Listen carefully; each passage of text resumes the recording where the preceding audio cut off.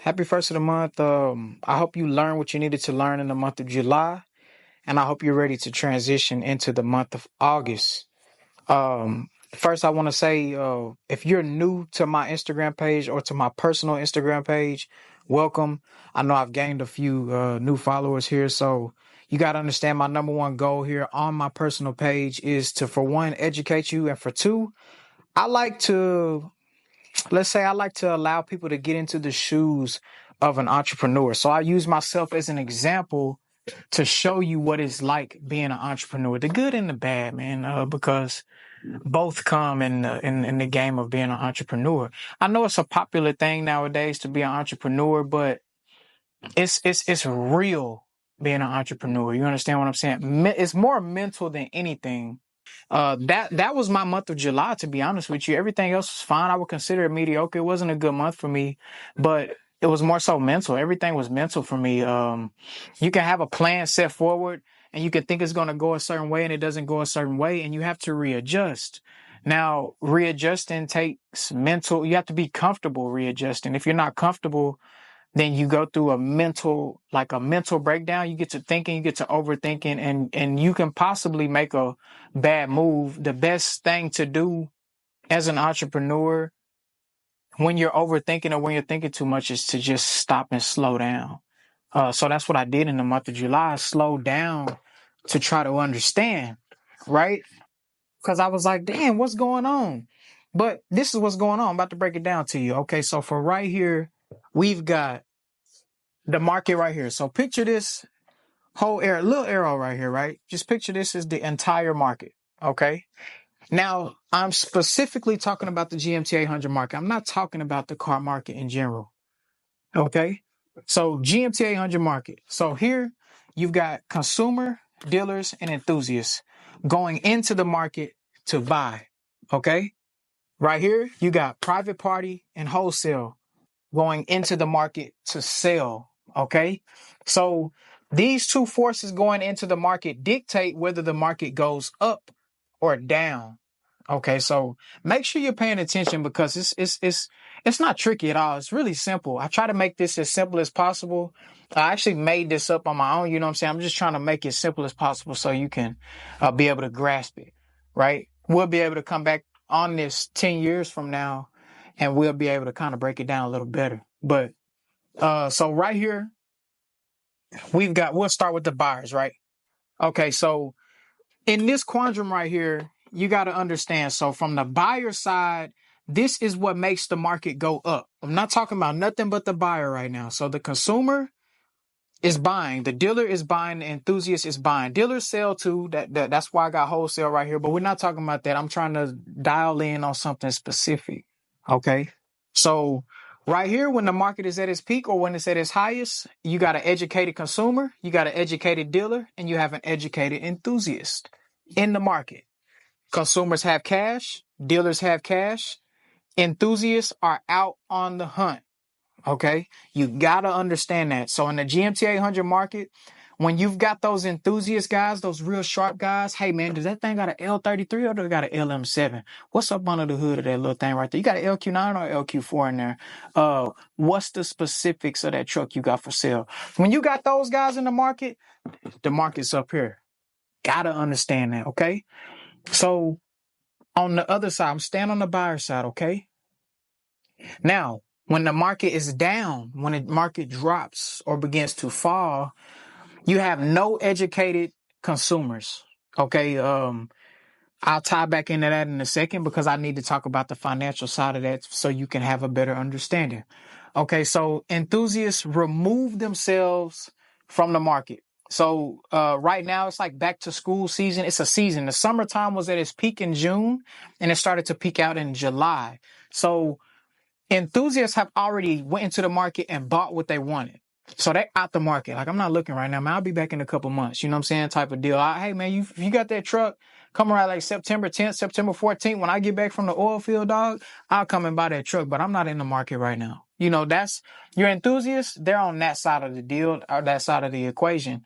Now, dealers are the only educated buyers remaining. Guys like myself. I'm a dealer. I'm an enthusiast as well, but I'm a dealer. At the end of the day, I'm in the game to buy and sell. So I'm the only educated joker left, right? Now, consumers don't have much cash, so they begin to price buy, which starts a war. This is where it gets interesting, okay?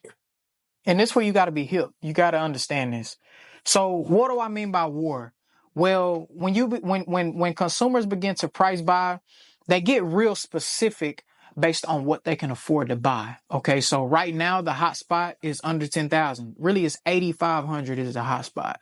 So if you see a truck, I watch the market, guys. I'm always on Facebook Marketplace, right? So I know it like the back of my hand. So if a truck gets thrown out there 120,000, 130,000 miles for 8,500, the market's going to eat it up because you got a war. It's so many people. Now, don't confuse my experience from the month of July not being as good. Don't confuse that with me saying the market is dead. The market is not dead. The market is just fine. Actually, the market is pretty hot in this point of the market. Okay. Now, again, it's a war. There's so many people looking for the same thing, what they can afford. I want me a lot of truck for a little money. It's a war, man. It's a war right there. Okay, so good deals under retail pull out the enthusiasts. So I wasn't in the market, but damn, that's a good deal. I'm back in the market now. That's the only thing that's pulling the enthusiasts out right now, right? Now, on the other hand, dealers fight to fulfill a need in the market. Okay, so what did I kind of just do right there? Well, basically here on the lower side of the market, what caused the market to go down was only one type of buyer being back in the market. But something in the market will pull out all three again. But what's the key word here that makes it kind of tricky? Is the market down or is it just at its point? The word competition is what this is right here. Everybody is competing against one another because everybody it's a lack of education on the consumer side because the consumer is just going in based on what they can afford. But the enthusiast and the dealer, well, you got to remember those guys are always educated. That doesn't mean they're always in the market, but they're always educated. So it's a driving force. Like, oh, I'll get that truck for 8,500. I can sell it for 10.5. I can sell it for 11 because an $8,500 truck right now, guys, is really a $10,000 truck. And to a dealer, it's an $11,000 truck because, I mean, we bump a little bit, you know what I'm saying? Depending on what your credibility is like, we bump a little bit because we know how hard it is to find a GMT800. You know what I'm saying? So on the other side, guys, a seller on the high side of the market is educated, right? The sellers right now are very educated. I put a key phrase right here. I know what I've got. Price is firm. I'm not moving on the price. I'm not moving on the price. Where you gonna find it? Where the hell you gonna find this truck like this? My truck is 4-wheel drive. It's photo. It's fully loaded. It only got 100,000 miles. Where you gonna find that? No, I'm not negotiating on the price. I seen another one on the market for 11,000. Mine is only 9,000. So no, I'm not moving on the price. That's what you got right here on the selling side. Okay. So that bumps the market up. You get where I'm going? Okay. So before I tie back into that, on the downside of this side, which is private party and wholesale, I need to break that down. Private party and wholesale. Private party is basically somebody on Facebook Marketplace selling their vehicle. That's private party. Wholesale is me going to the auction. The auction is wholesale. You got me? Okay, so right here on the downside, lots of vehicles for sale, need for cash, competition. On the selling side, competition as in prices fall, easy market. Easy market, what do I mean? Well, everything's cheap. It's easy. I mean, I'm throwing trucks around for $4,500, $5,000. Okay, so what you got to understand about this overall quantum right here, the market is right here and right here. So there is no way to say if the market is up or down. The market is on both sides. I mean, we fighting on these two sides. It's not here and here like it was when it was about what was that? March, April, May, maybe a little bit of June, but March, April, May, the market was here. Now the market is here. What you don't want to see is when the market gets here. So right now you'll see a lot of people, they're going to start talking about the market is crashing, the car market is crashing. The market is fine, the market is hot, the market is competitive. You got something to worry about when these two quadrants are the definition of the market, but that is not the case right now. I watch the market every day. In fact, I got an example just yesterday. My baby cousin is my witness. We left from my house. We left from my shop with a trailer, right? Truck posted for 8,500. It had 122,000 miles. We was on our way to Maybank, East Texas, to go buy the truck, right? What, about 30 minutes later, guy called me. He said, man, it's a guy at my front gate right now with cash in hand, ready to buy this truck. I said, man, I can't even be mad at you, man. I appreciate you for calling me. Great respect to you. I appreciate you for communicating with me. I missed out on the truck. That's the way it is. I understand the market. I know it's competitive like that because that's not the first time that happened to me in the month of July. That happened to me like 5 or 6 times. I was getting beat on deals to trucks. That's how I know the market is not the problem right now. It's about, can you get something for the right price and can you price it right? It's so easy to price yourself out the market. I'm priced out the market right now. I got a lot of quality units, but I'm priced out the market. All my units are past 12,000, past 15,000. You know what I'm saying? Even upwards of 20. I got super sports, 25, 30 grand. That market, it ain't it right now. That's going to be a few months from now. I got to sit tight on that.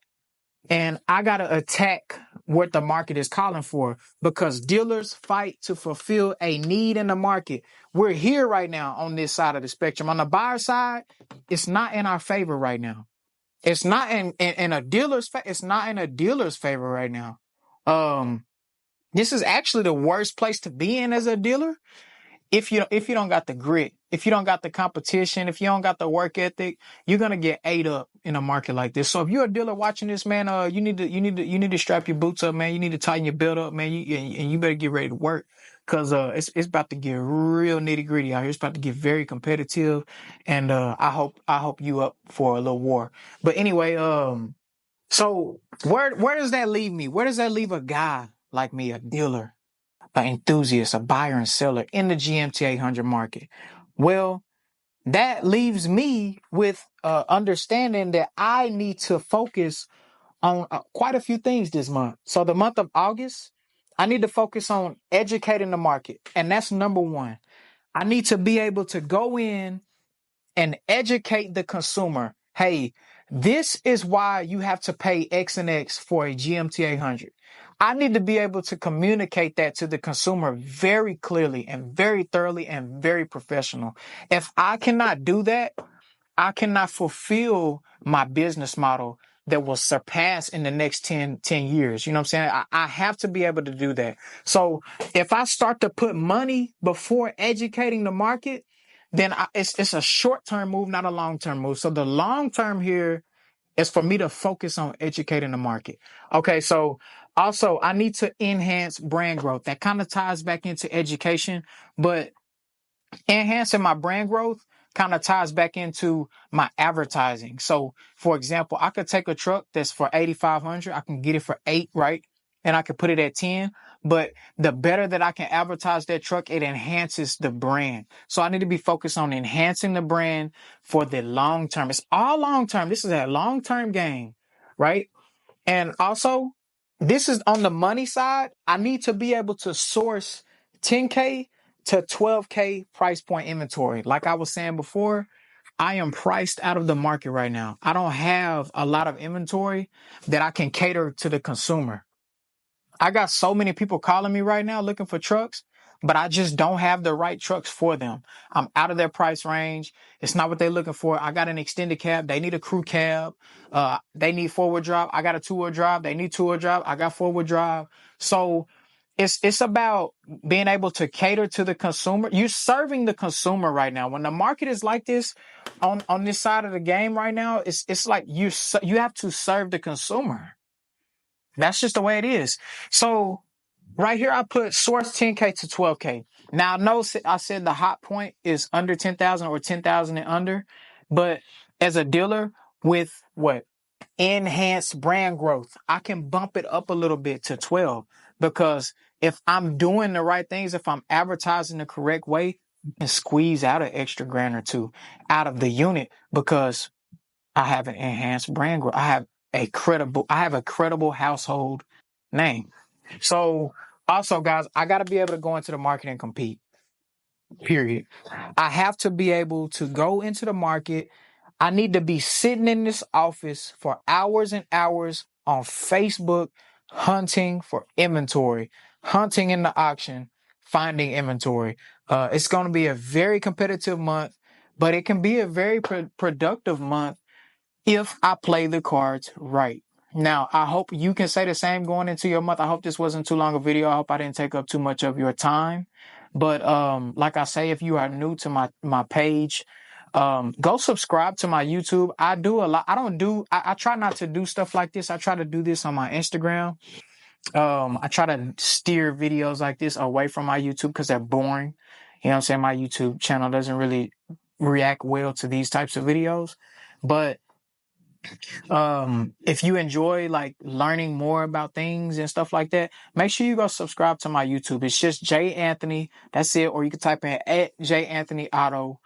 Make sure you go subscribe to that channel, man. I'm about to hit 4,000 subscribers, so any new subscriber will help.